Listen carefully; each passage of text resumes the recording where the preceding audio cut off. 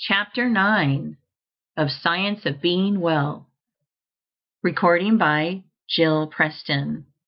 Science of Being Well by Wallace D. Wattles. Chapter 9. When to Eat. You cannot build and maintain a perfectly healthy body by mental action alone, or by the performance of the unconscious or involuntary functions alone. There are certain actions, more or less voluntary, which have a direct and immediate relation with the continuance of life itself. These are eating, drinking, breathing, and sleeping. No matter what man's thought or mental attitude may be, he cannot live unless he eats, drinks, breathes, and sleeps, and moreover, he cannot be well if he eats, drinks, breathes, and sleeps in an unnatural or wrong manner. It is therefore vitally important that you should learn the right way to perform these voluntary functions, and I shall proceed to show you this way, beginning with the matter of eating, which is most important. There has been a vast amount of controversy as to when to eat, what to eat, how to eat, and how much to eat. And all this controversy is unnecessary, for the right way is very easy to find. You have only to consider the law which governs all attainment, whether of health, wealth, power, or happiness. And that law is that you must do what you can do now, where you are now. Do every separate act in the most perfect manner possible, and put the power of faith into every action. The processes of digestion and assimilation are under the supervision and control of an inner division of man's mentality, which is generally called the subconscious mind, and I shall use that term here in order to be understood. The subconscious mind is in charge of all the functions and processes of life, and when more food is needed by the body, it makes the fact known by causing a sensation called hunger. Whenever food is needed and can be used, there is hunger, and whenever there is hunger, it is time to eat. When there is no hunger, it is unnatural and wrong to eat, no matter how great may appear to be the need for food. Even if you are in a condition of apparent starvation, with great emaciation, if there is no hunger, you may know that food cannot be used, and it will be unnatural and wrong for you to eat. Though you have not eaten for days, weeks, or months, if you have no hunger, you may be perfectly sure that food cannot be used, and will probably not be used if taken. Whenever food is needed, if there is power to digest and assimilate it so that it can be normally used, the subconscious mind will announce the fact by a decided hunger. Food taken when there is no hunger will sometimes be digested and assimilated, because nature makes a special effort to perform the task which is thrust upon her against her will. But if food be habitually taken when there is no hunger, the digestive power is at last destroyed, and numberless evils caused. If the foregoing be true, and it is indisputably so, it is a self-evident proposition that the natural time and the healthy time to eat is when one is hungry, and that it is never a natural or healthy action to eat when one is not hungry. You see, then, that it is an easy matter to scientifically settle the question when to eat. Always eat when you are hungry, and never eat when you are not hungry. This is obedience to nature, which is obedience to God. We must not fail, however, to make clear the distinction between hunger and appetite.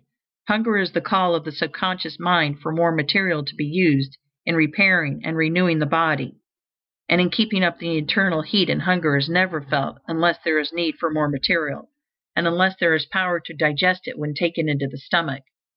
Appetite is a desire for the gratification of sensation.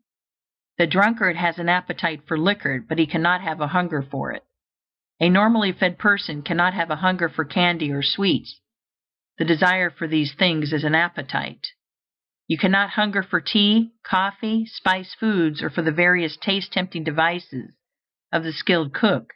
If you desire these things, it is with appetite, not with hunger. Hunger is nature's call for material to be used in building new cells, and nature never calls for anything which may not be legitimately used for this purpose. Appetite is often largely a matter of habit. If one eats or drinks at a certain hour, and especially if one takes sweetened or spiced and stimulating foods, the desire comes regularly at the same hour. But this habitual desire for food should never be mistaken for hunger. Hunger does not appear at specified times. It only comes when work or exercise has destroyed sufficient tissue to make the taking in of new raw material a necessity. For instance, if a person has been sufficiently fed on the preceding day, it is impossible that he should feel a genuine hunger on arising from refreshing sleep. In sleep, the body is recharged with vital power, and the assimilation of the food which has been taken during the day is completed.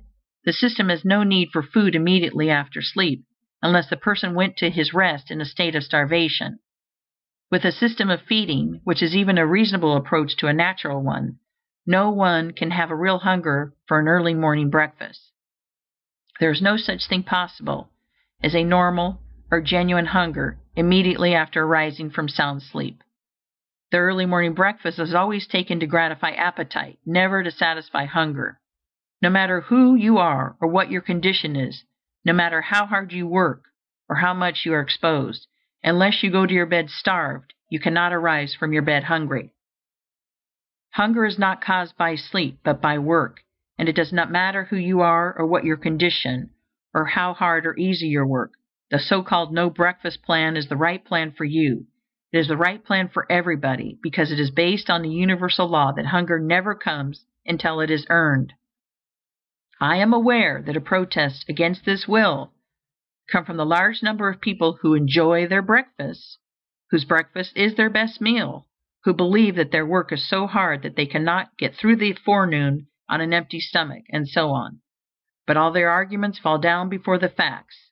They enjoy their breakfast as the toper enjoys his morning dram, before it gratifies a habitual appetite, and not because it supplies a natural want. It is their best meal for the same reason that his morning dram is the toper's best drink. And they can get along without it, because millions of people of every trade and profession do get along without it, and are vastly better for doing so. If you are to live according to the science of being well, you must never eat until you have an earned hunger.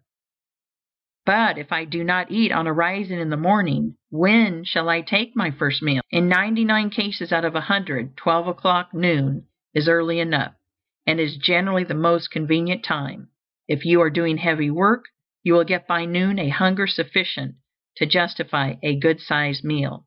And if your work is light, you will probably still have hunger enough for a moderate meal. The best general rule or law that can be laid down is that you should eat your first meal of the day at noon, if you are hungry.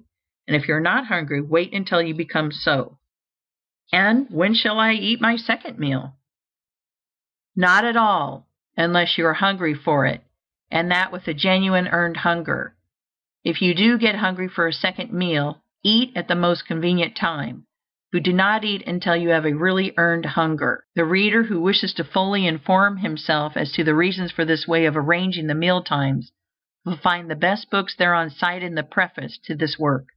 From the foregoing, however, you can easily see that the science of being well readily answers the question, when and how often shall I eat? The answer is, eat when you have an earned hunger, and never eat at any other time. End of Chapter 9. Recording by Jill Preston.